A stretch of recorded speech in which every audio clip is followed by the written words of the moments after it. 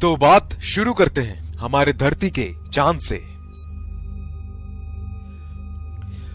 मुझे बताने की जरूरत नहीं है, लेकिन आप जिस तस्वीर को अपने स्क्रीन के ऊपर देख रहे हैं वो है हमारा चांद, यानी कि हमारा मून, जो कि हमारी धरती से 4 गुना छोटा है। और इतना ही नहीं, वो सेरस और प्लूटो नाम के ग्रह से भी बड़ा है। उसके बाद बात करते हैं मर्क्यूरी की। मर्क्यूरी हमारे मून से बहुत बड़ा है। उसके बाद बात करते हैं ग्रैनीमेट की, जो कि एक और ग्रह है, वो मरकरी से बड़ा है। उसके बाद बात करते हैं मार्स की, यानी कि मंगल की, जो कि ग्रैनीमेट से भी बड़ा है। फिर बात करते हैं वेनस की, जो कि मार्स से बहुत ज्यादा बड़ा है। और फिर बात करते हैं हमारी पृथ्वी, हमारी धरती की, जो कि वेनस से बड़ा है। इसके बाद हम बात करते हैं तो केपलर, ये एक ग्रह है जो कि हमारी पृथ्वी से कई गुना ज्यादा बड़ा है। इसके बाद बात करते हैं नेपच्यून की, जो कि केपलर से भी बड़ा है। फिर बात करते हैं यूरेनस का, जो कि नेपच्यून से बड़ा है। उसके बाद सैटर्न, जो कि यूरेनस से भी बड़ा है। और फिर बात करते हैं एक और सितारे की, जो कि हमारे सैटर्न से भी बड़ा है। फिर बात करते हैं जुपिटर की, जो कि उस सितारे से भी बड़ा है। फिर बात करते हैं एक और ग्रह की, जिसका नाम है HD 100546, जो कि बाकी ग्रह से बड़ा है। और फिर हमारा सूरज, जो कि इन सारे ग्रहों से सबसे बड़ा है। फिर बात करते हैं साइरस की, जो कि हमारे सूरज से भी बड़ा है। फिर बात करते हैं पोलस की, जो कि साइरस से भी बड़ा है। पोलस के बाद आता है आर्कटुरस, जो कि पोलस से भी बड़ा है। उससे भी बड़ा सितारा है एल्डेबरन।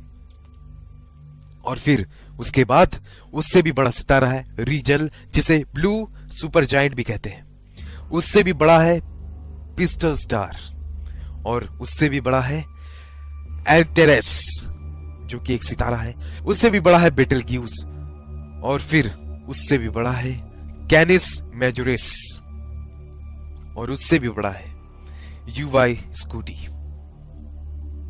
ये सारे सितारे हमारे ग्रह से काफी बड़े हैं।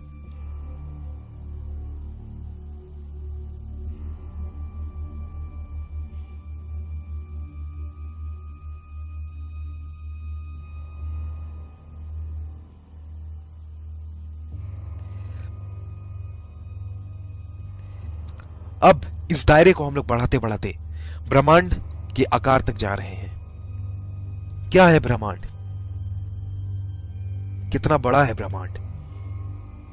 जरा देखिए आप इसे, तो शायद आपको हकीकत का पता चलेगा कि हम लोग क्या है, इंसान क्या है।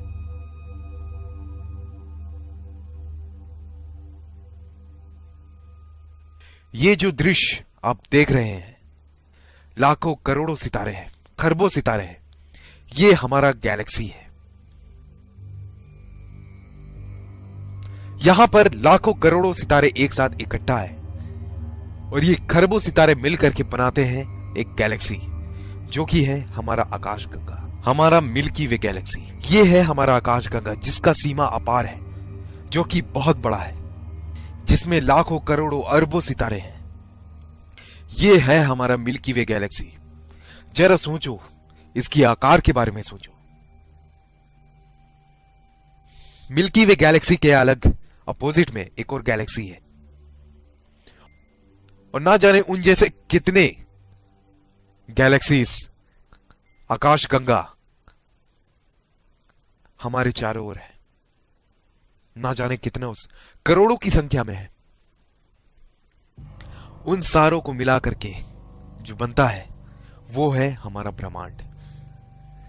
उन सभी गैलेक्सीज, उन सभी मंडलों को मिला करके जो बनता है वो है हमारा ब्रह्मांड। ये है हमारा ब्रह्मांड, जिसमें लाखों करोड़ों अरबों गैलेक्सीज हैं। ये है हमारा ब्रह्मांड।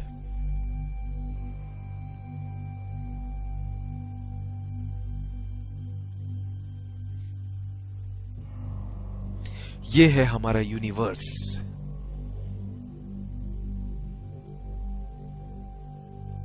और इतना ही नहीं, आप इस वक्त जो अपने स्क्रीन में देख रहे हो, ये है हमारा यूनिवर्स, एक बॉल।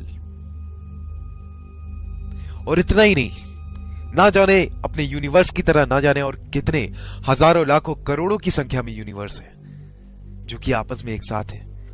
और ये करोड़ों की संख्या में यूनिवर्स मिल के बनाते हैं मल्टीवर्स। और क्या पता इन सारे मल्टीवर्स के ऊपर भी एक सुपरवर्स हो जिसमें हजारों मल्टीवर्स हो, करोड़ों मल्टीवर्स हो। ये है हमारा ब्रह्मांड। अगर यहां से माइक्रोस्कोप लगा करके भी देखा जाए तो तुम नहीं दिखने वाले, कोई नहीं दिखने वाला। इन सारी बातों के अलावा अगर मैं बात करूं तो क्या कभी सोचा है कि ये कैसे आया होगा, कहां से आया होगा? ये ब्रह्मांड बना तो बना कैसे? इतना बड़ा स्पेस, इतना बड़ा जगह कैसे चल रहा है ये? चलो ब्रह्मांड को छोड़ो, धरती पे ही आते हैं। पिरामिड का नाम सबने सुना है, सुना ही होगा। कभी गौर किया है इतना ऊंचा पिरामिड बना तो बना कैसे? कैसे एक पत्थर के ऊपर दूसरा पत्थर को रखा गया होगा इस पिरामिड को बनाने के लिए, जहां पर एक पत्थर का वजन 5 टन है।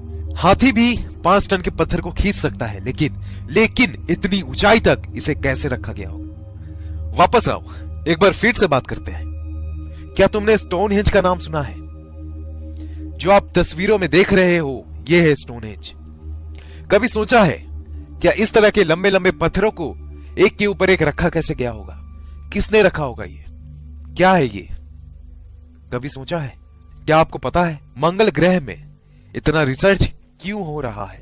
क्या आप जानते हो क्या वजह है इस बात के पीछे कि लोग मंगल में यान भेज रहे हैं, लोग वहां पानी की खोज कर रहे हैं? क्या वजह है? हम सभी ने एक थ्योरी बचपन में पढ़ी थी कि इंसान बंदर में से आया है, बंदर से इवॉल्व हुआ है। कुछ वक्त पहले कुछ साइंटिस्ट ने एक सवाल उठाया कि जब इंसान बंदर से इवॉल्व हुआ है तो सारे बंदर इंसान क्यों नहीं बन गए?